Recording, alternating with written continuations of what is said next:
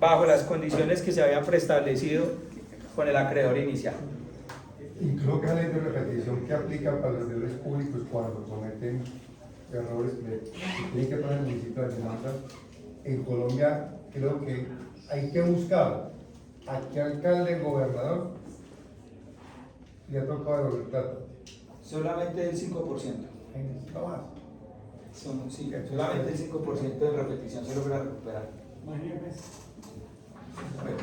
vamos a... Queda claro ahí el pago de Leonadio, creo que no requiere pues de mayor profundidad, muy fácil de detectar. El día de mañana, básicamente lo que me interesa es que ustedes o a los usuarios de consultorio o a sus futuros clientes pues les den la herramienta y le digan, el dinero no se va a perder, si usted pagó en exceso o pagó otra situación que no correspondía, pues vamos a reclamarla y ahí digamos que hay procesos y hay derechos que tiene esa persona que realiza ese pago adicional o no vinculante. Porque ahí se puede cuando hay mucha gente que diga, yo fui con Lilian X y le puse una cuenta que... Sí, efectivamente, usted realiza, es más, me acuerdo, una vez yo estaba comprando un vehículo y uno de los socios de la consignataria estaba supremamente estresado porque él fue y consignó un dinero, casi 14 millones de pesos, y él dio el número de cuenta, entró el dinero, llama al señor y dice, ya le consigné, le puede verificar, verifica y dice, no ha entrado el dinero, dice, ¿cómo que no? Vea, le mando la foto, y el señor le dice, ese no es mi número de cuenta, se equivocó en el número. Va donde el gerente le dice, reversen esa operación, el gerente le dice, yo no puedo, porque esa plata ya entró a la cuenta de otra persona. Ay, pues ahí fue cuando él llegó a la oficina más estresado. Ahí fue cuando yo estaba haciendo el negocio del carro con uno de ellos y el otro dijo, no, es que yo acabo de ir a Unicentro, pagué 14 millones de pesos, hermano. Yo le dije, como, venga, me deja hablar y pues igual yo el tipo ni lo conocía. Y el tipo, ¿quién es usted? Y yo dije, venga, yo creo que el banco no le va a devolver el dinero, o sea, lo senté como en la realidad porque aún conservaba la opción de que, porque el gerente le dijo como, voy a estudiar, o sea, como que voy a elevar consulta a ver qué me dicen, y yo le dije, bueno, la plata no se la va a devolver. Lo único que usted tiene que hacer es que ojalá el gerente le diga quién recibió el dinero, porque de hecho es información confidencial. Esa información sí es confidencial, que le diga quién es el titular de la cuenta, que usted contacte a esa gente y que esa gente le devuelva el dinero. ¿Y si no se contacta? No, tiene hasta 2223 días. Artículo 2313, ¿sí, no? Sí, sí, o sea, ¿Qué dice? El pago de lo no... Lo que... Ah, ok.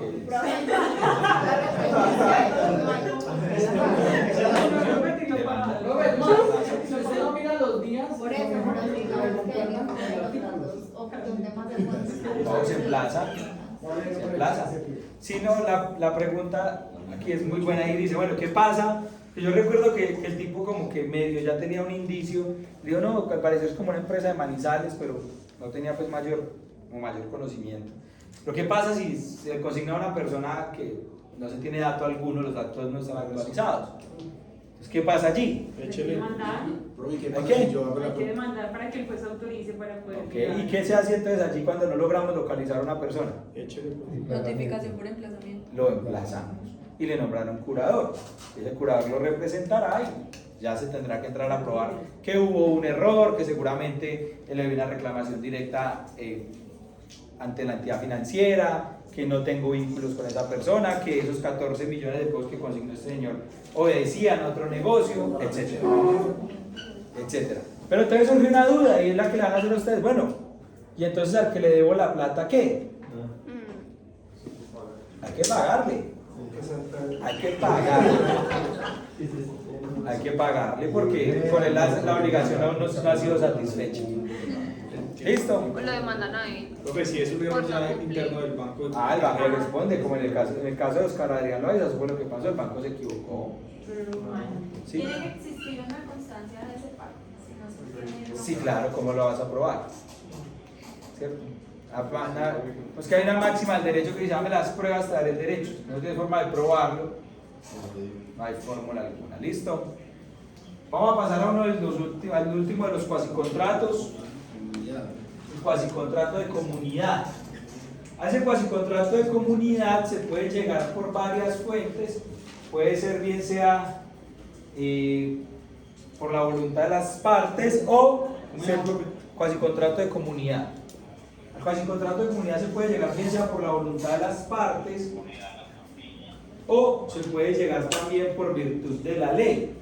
Ejemplo, en un testamento, ejemplo, en un proceso liquidatorio se puede llegar.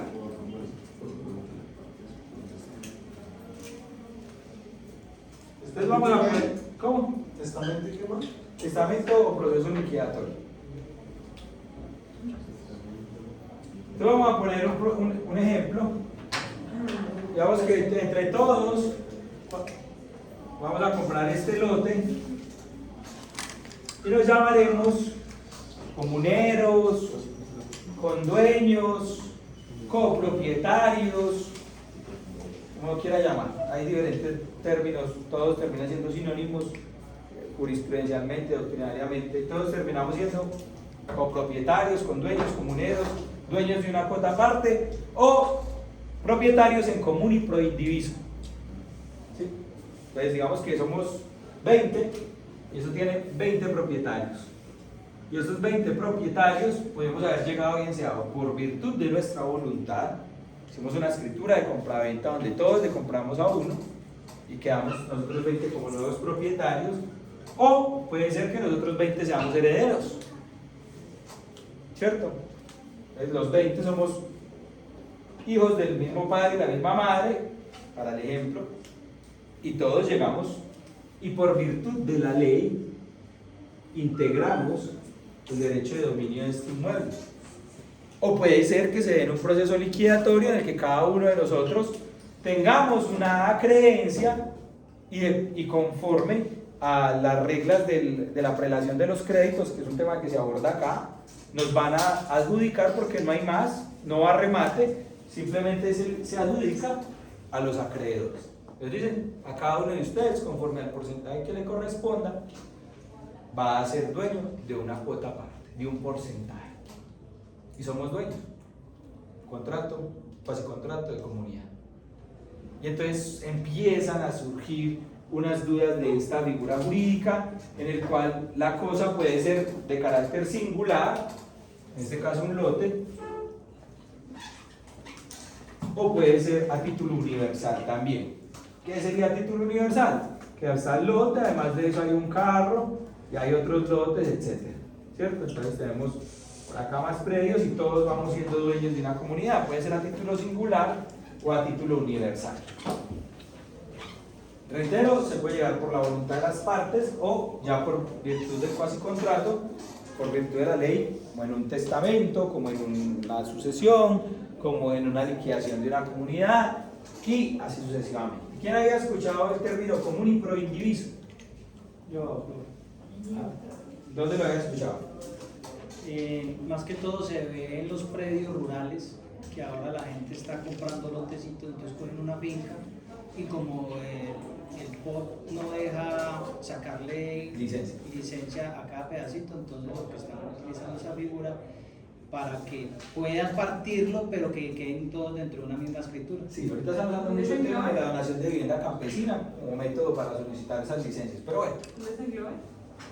¿Después desenglobe o cómo se maneja? No, no le dan desenglobe, por el área no le dan desenglobe. Entonces, por ejemplo, es un lote de 2.000 metros y lo partimos en 4. Vamos a poner un ejemplo. Vamos a tener un lote de 2.000 metros y lo partimos en 4 escenarios. A uno de 500 metros, eso no le van a dar licencia. Si están en zonas rurales no le van a dar licencia por más que le busquen. Pero entonces decimos, vamos a comprar en común y pro indiviso, ¿cierto? Ya miramos entonces cómo nos distribuimos ahí. Beneficios del común y pro indiviso, yo creo que más bien pocos. Inconvenientes, yo creo que todos. O sea que todos pagan el impuesto predial. ¿Y qué pasa si uno no paga?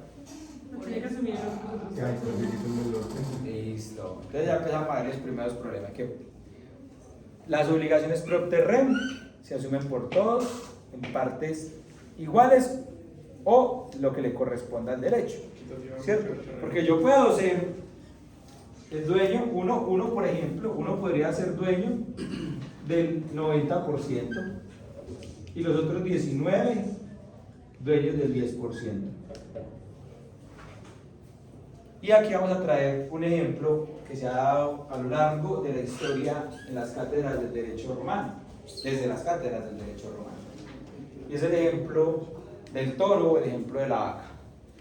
Somos 20 los dueños de una vaca. ¿Cuál parte nos corresponde a Juan? ¿A quién? ¿Cómo la vamos a dividir?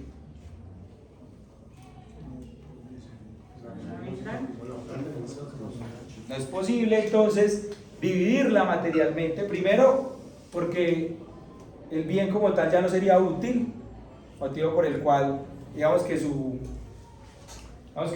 particularización o su individualización conllevaría a la falta de utilidad del bien, ¿cierto? Inclusive hay bienes que son indivisibles, ¿cierto? Este por lo menos de cierta manera podría ser divisible, pero hablemos por ejemplo de un celular, que los 20 seamos dueños de un celular. No es posible. La primera división material que lo haga el bien pierde su función, por ende se destruye. Entonces hay bienes que no son susceptibles de división material y por ende jurídica no les da.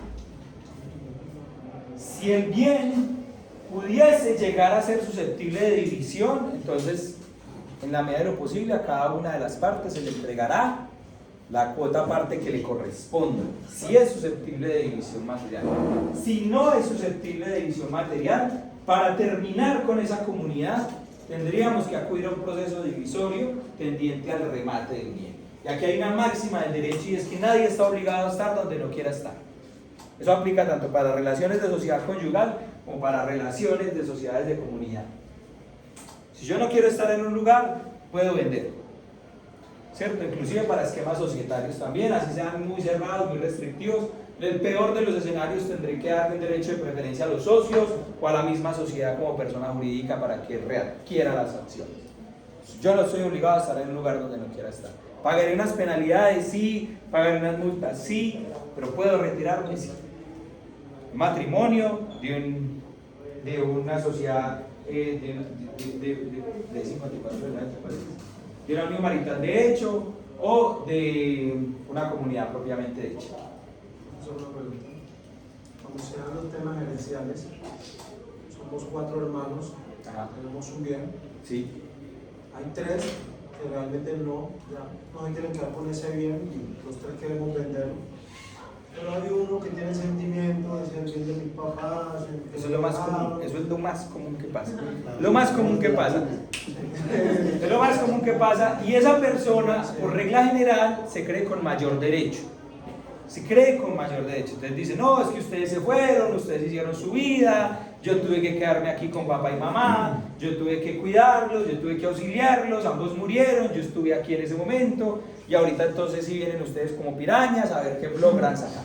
Primero no vienen como pirañas, vienen como herederos de un derecho que por virtud de la ley les corresponde. Guste o no le guste. Así me haya ido desde los 5 años para la calle. ¿Sí o no? Entonces, primero partamos de ahí. Segundo, nadie está obligado a estar en división. Uno de todos puede levantar la mano y decir, venga, vamos a rematar ese predio. Pero si yo no quiero rematar, sencillo, tiene la opción. O le compra.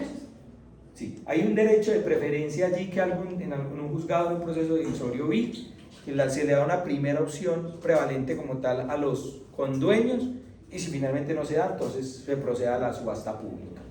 No más. O me compra, o le vendo, o si no nos ponemos de acuerdo, entonces rematamos. Por eso se vuelve una piedra en el zapato y dice, no tengo cómo comprarles. De Tampoco igual tengo- manera tampoco quiero vender. Ajá. Entonces, Legalmente, ¿cómo hacemos? va a un proceso divisorio Sí. tendiente al remate. Se hace un avalúo comercial del predio y sale a subasta pública. Todo el predio. Todo el predio. No vas a rematar la mina. No la No, no vas a rematar la mina. No pensé que eso. Porque acá se creaba este contrato. Se puede llegar, por eso digo, se puede llegar o por voluntad de las partes a la comunidad o por virtud de la ley. Entonces, por voluntad de las partes, que fue lo primero que expliqué. Ahí técnicamente no sería un cuasicontrato, seguiría las reglas propias del cuasicontrato.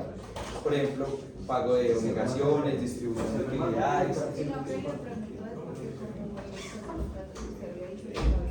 Sí, no, y es totalmente cierto. Sino que lo que estoy diciendo es, se puede llegar por voluntad de las partes y allá no sería un cuasicontrato, sería un contrato, una escritura pública de hecho.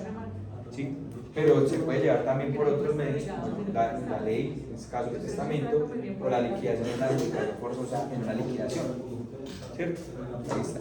Bueno, contrato, sí, allá no sería un cuasi contrato. Muy bien. Profe, yo tengo una pregunta, puede que sea un poco absurda, pero... No, en mi clase no hay preguntas absurdas, bien pues. Yo tengo un bien que es por el diviso de los 20, ¿cierto? Sí. Y esos 20, digamos que ese bien vale 20 millones de pesos. Ah. Entonces cada pedacito vale 1 millón de pesos.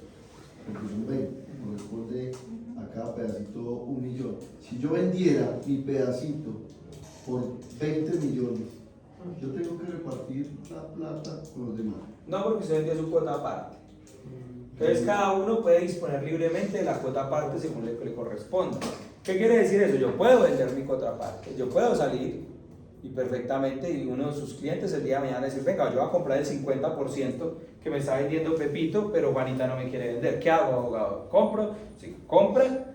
¿Y qué hago después con ella? Sencillo. Vamos a un proceso divisorio tendiente al remate del bien.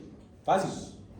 ¿Qué tiene que tener en cuenta usted? Que el remate va a salir por un valor que es el 70% del avalúo comercial.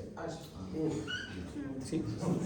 Entonces ahí es donde usted tiene que empezar a jugar con la contraparte, si listo. Nos ponemos de acuerdo y vendemos, o nos vamos a un proceso judicial donde no nos vamos a poner de acuerdo y lo que va a pasar es que va a salir a subasta pública y la subasta, la puja inicia en el 70%. Entonces, dígame. Dígame cómo quiere. Y listo. Y hay gente que aún así es muy terca y dice, vámonos al remate. perdiendo pues un 30% de lo que pudiera llegar a recibir. Que el remate tiene que ser atractivo. Inclusive antes en Código de Procedimiento Civil, yo alcancé a litigar un poco en Código de Procedimiento Civil, les digo, el remate salía primera ocasión en 70 y si no se iba al 50. Y ahí era donde uno tenía que esperar. De hecho, la gente ni siquiera participaba en los del 70, salvo que el negocio era bueno. Pero bueno, eso era Código de Procedimiento Civil, eso eran otros mundos antes del 2012. Ahorita 70 y... 70 y ya. ¿Y si qué hace? 70, lo mismo. Entonces, las obligaciones, ojo, serán proporcionalmente a prorrata, es decir, a la cuota aparte que me corresponda o que le corresponda a cada uno de los comuneros, las obligaciones, y de esa misma forma la distribución de las utilidades. ¿Sí? ¿Por qué? A prorrata. Cuota parte proporcional.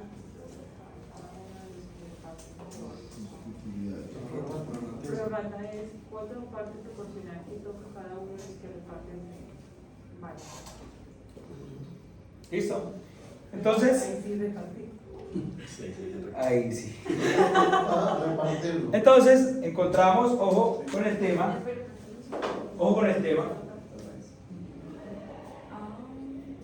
que no solamente son las obligaciones, porque resulta que en este tipo de comunidades como la que vos bien nos decías, encontramos que a la gente le gusta lo pulpito. Entonces, cuando hay que pagar el predial o cuando hay que hacer un arreglo, ahí sí llama.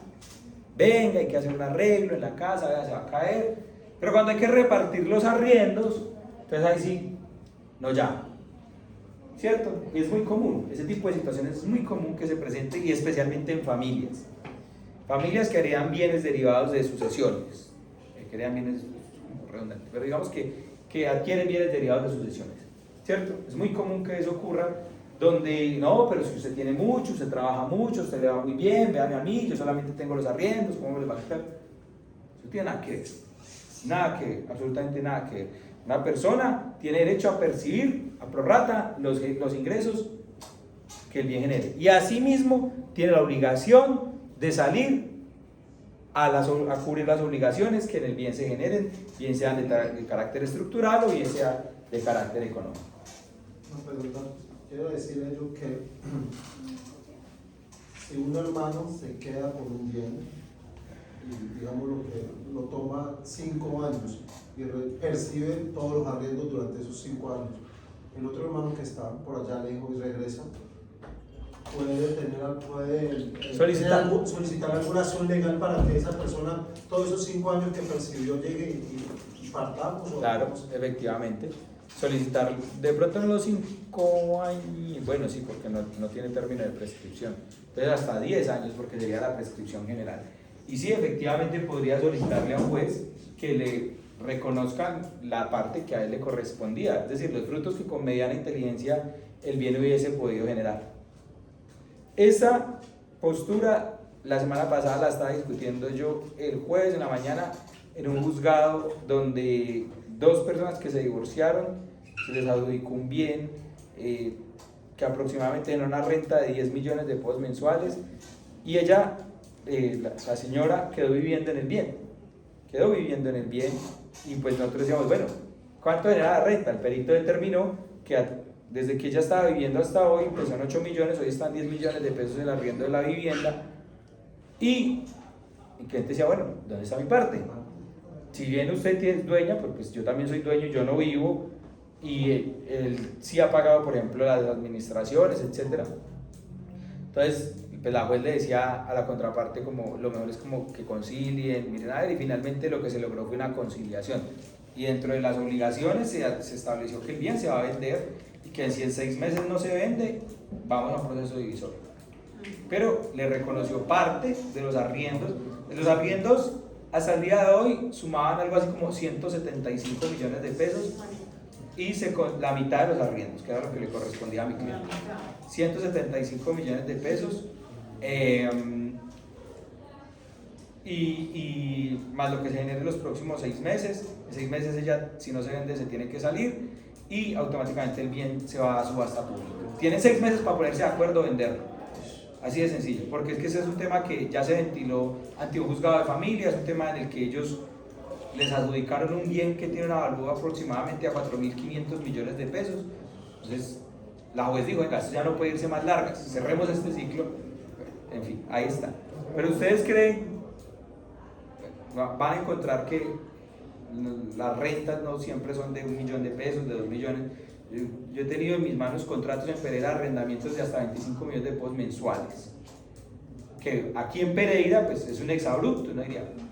Quizás en otras ciudades no, quizás en otras ciudades como Cali, Medellín, Bogotá, digamos que eso no retumbe tanto, no genere tanto ruido, pero aquí en una ciudad como Pereira hablar de un contrato de arrendamiento de 20, 25 millones de pesos mensuales, generalmente ni siquiera hay gente de acá de Pereira quien los paga, se los digo, son contratos que se hacen por 3, 4, 5, 6 meses, con gente generalmente o extranjeros o gente de otras ciudades, que vienen aquí, se quedan un tiempo y se van, pero los hay, ¿sí? Entonces, ¿cómo se distribuyen? Conforme a la parte que nos corresponda. Lo mismo acá. Si por ejemplo el bien genera 10 millones de pesos de utilidad, pues esos 10 millones serán repartidos proporcionalmente. Es decir, el 99 millones de pesos para mí y para ustedes 1 millón de pesos. De igual forma, si el bien genera obligaciones, es decir, si se requiere como tal, por ejemplo, el pago del predial o el pago de la administración o el pago de los servicios públicos, etc. Todo se distribuirá así. La comunidad se puede acabar por varias formas. La primera, por sentencia judicial, ¿cierto? Es decir, el remate del bien. Segundo, por la destrucción del bien. El tercero se puede dar por que todos los derechos concurran en una sola persona, es decir, una sola persona compre y allí se acabaría la comunidad. ¿Listo? ¿Para qué? Y por la división jurídica del bien, también podría darse la forma en la que se acabe la comunidad. Son 4 formas de extinguir la comunidad. La última, ¿cuál es? Que ya volví, lo digo, repítamelos en orden. Espere, destrucción del bien es una. Segunda, por remate del bien. Tercero, porque todos los derechos concurran en una misma persona. Y cuarto, por división material del bien cuando sea posible. División material del bien cuando sea posible. Te hago una pregunta. Dentro de esas obligaciones, de esa distribución que existe dentro de esa comunidad, digamos en un bien inmueble, los pasivos que se hayan adquirido para mejoras de ese inmueble, a la hora de esa distribución, ¿también entran dentro de esa demanda? Sí, no, depende. Si se inició una demanda primero contra los comuneros, sí. y se reconoció ese pasivo, sí. De resto. Él y yo somos hermanos. Sí, pero eso no se discute dentro del proceso divisorio. En el divisorio no. Puede haber otro proceso verbal, en este caso de carácter residual, donde una de las partes diga, venga, a mí me está pasando exactamente ese caso, me está pasando en Marsella. Tengo una heredera que invirtió más de 100 millones de pesos en mejoras en una casa en Marsella, en todo el centro de Marsella, literalmente en todo el centro de Marsella. Y los otros herederos, pues digamos que ya ahora sí la casa ya la vieron bonita, entonces ahorita así como que, hey, y ella dijo, pero venga, ustedes no han aparecido como en 8 años, la casa se estaba cayendo, ella sacó un préstamo, sacó un crédito y compró algunos derechos, porque eran más o menos como 7 hermanos, entonces ella le compró a 4 y los otros 3 quedaron ahí como, bueno, entonces, ¿ahora qué? Entonces, ¿ahora qué? Es que como ellos entraron a reclamar, nosotros los adelantamos, los demandamos para que se les declare que deben de salir a responder por sus obligaciones que por comunidad le correspondían. De hecho, vamos al artículo 2300. O sea, con lo que invirtió ella. Sí, vamos al artículo 2322 para ir cerrando ahí el tema y dar por terminada la clase. ¿Obligaciones que perdón? ¿Capítulo qué? 2322. Sí.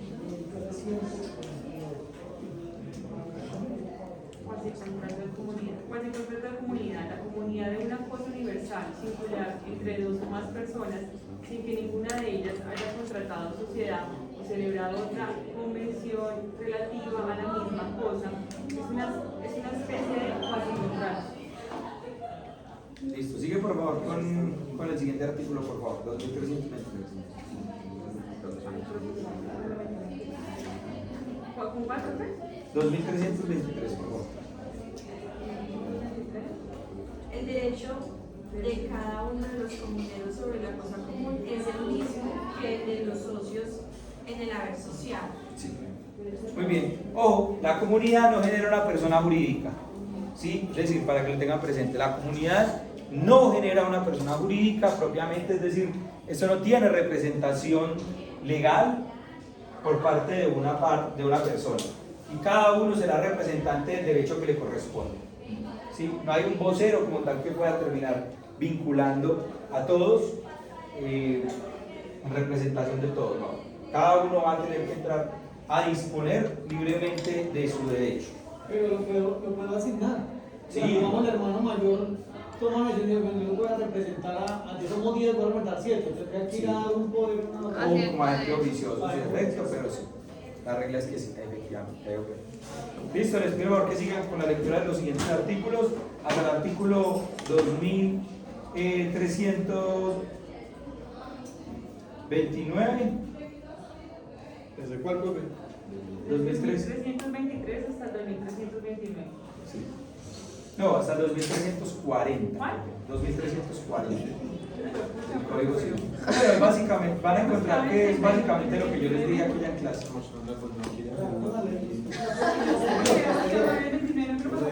Sí. Ahí les va a dar un repaso básicamente de lo que yo acabo de explicar en clase. ¿Listo?